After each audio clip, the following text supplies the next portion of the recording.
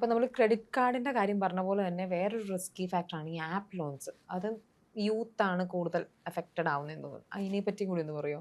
സാധാരണയായിട്ട് നമ്മൾ ആപ്പ് ലോണുകൾ നമ്മുടെ ഒരു കൺസേൺ ഏരിയയല്ല. നമ്മുടെ ഒരു സർവീസ് കൊടുക്കുന്ന ഒരു ഏരിയ അല്ല. ആപ്പ് ലോൺ കൺസോളിഡേഷനിൽ ഇപ്പോൾ സപ്പോസ് ഒരു നല്ല സാലറി ഉള്ള ഒരാളാണ്. ഓക്കെ, ഒരു എക്സാമ്പിൾ പറഞ്ഞാൽ ഒരു 50,000 മുകളിൽ സാലറി ഉള്ള ഒരാളാണ്. അയാളുടെ റിക്വയർമെൻറ്റ് ഒരു 10 lakhs മുകളിലൊക്കെ ആണെങ്കിലാണ് നമ്മളൊരു കൺസോൾട്ടേഷൻ നിൽക്കുകയുള്ളൂ. ഇപ്പോൾ ചെറിയ 10,000, 20,000, 30,000 ഇങ്ങനെ കണക്കിനുള്ള ഒരുപാട് ആപ്പ് ലോൺസ് നമുക്ക് വരാറുണ്ട്. ഇതൊന്നും നമുക്ക് സർവീസ് ചെയ്യാൻ പറ്റില്ല. ഈ ആപ്പ് ലോണിൻ്റെ ഏറ്റവും വലിയ ചലഞ്ച് എന്താണെന്ന് വെച്ച് കഴിഞ്ഞാൽ പലപ്പോഴും ഇതിനൊരു പ്രോപ്പറായിട്ടുള്ള ഒരു കോൺടാക്ട് പോയിന്റ് ഇല്ല എന്നുള്ളതാണ്. പലപ്പോഴും പല ആപ്പുകളിൽ നിന്നും മാത്രമാണ് ഇവർ സർവീസ് എടുക്കുന്നത്. ആ സർവീസ് എടുക്കുന്ന സമയത്ത് പല ആളുകളും ഭയങ്കര ഡെസ്പറേറ്റ് ആയതുകൊണ്ട് കിട്ടുന്ന സ്ഥലത്ത് നിന്ന് പൈസ എടുക്കുകയാണ്. അതിൻ്റെ റേറ്റിനെ കുറിച്ച് അറിയാറില്ല, EMI കുറിച്ച് അറിയാറില്ല. EMI ഒക്കെ വളരെ ചെറിയ EMIകളാണ്. ചിലപ്പോൾ 75,000 എടുക്കുമ്പോൾ 6 മാസം എന്നൊക്കെ പറയുമ്പോൾ 15,000, 20,000 മുകളിലൊക്കെ EMI വരുന്ന പലപ്പോഴും പല സിറ്റുവേഷൻസ് ഉണ്ടാവാറുണ്ട്. അപ്പോൾ പല ബാങ്കുകളും അവരുടെ എലിജിബിലിറ്റി നോക്കി കൊടുക്കുമ്പോൾ ആപ്പുകൾ ഒരു ഗസ് ചെയ്തിട്ടാണ് കൊടുക്കണേ.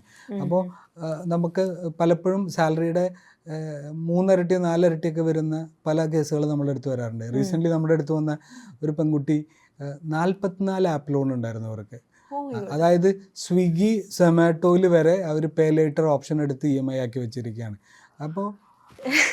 അപ്പോൾ ഇതൊക്കെ ഭയങ്കര ബാധ്യതയാണ്. ഇതൊന്നും നമ്മളുടെ അടുത്തേക്ക് വരുമ്പോൾ നമുക്കിത് സർവീസ് ചെയ്യാൻ പോലും പറ്റില്ല പലപ്പോഴും. അപ്പോൾ പല ബാങ്കുകളും ഇത് കൺസോളിഡേറ്റ് ചെയ്യാമെന്ന് പറയുമ്പോഴും ബാങ്കുകളെ സംബന്ധിച്ച് പല ആപ്പുകൾക്കും പ്രോപ്പറായിട്ടുള്ള പേയ്മെൻറ്റ് ചെയ്യാനായിട്ടുള്ള ഓപ്ഷൻസ് അവർക്ക് അവൈലബിൾ അല്ല. അപ്പോൾ ഇങ്ങനത്തെ കേസുകൾ നമ്മൾ ഭയങ്കരമായി അഗ്രസീവായിട്ട്, ഇപ്പോൾ നിങ്ങളുടെ ലോണിൻ്റെ റിക്വയർമെൻറ്റ് ഒരു 10 lakhs മുകളിലാണെങ്കിൽ നമുക്കൊന്ന് ട്രൈ ചെയ്യാം. അതിന് താഴെയാണെങ്കിൽ നമുക്ക് ചിലപ്പോൾ ചെയ്യാൻ സാധിച്ചൊന്നും വരില്ല.